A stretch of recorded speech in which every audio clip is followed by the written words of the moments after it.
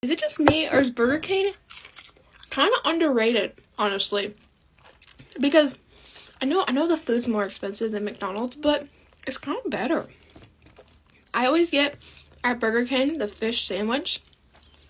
Superb. Like, one of the best fish sandwiches I think I've had. It's really good.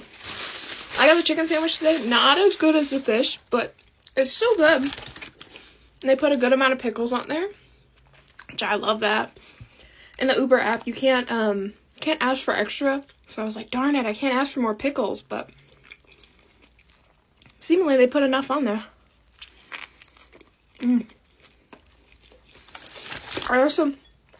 one of those people that mixes ketchup with mayo. I also put some seasoned salt in there.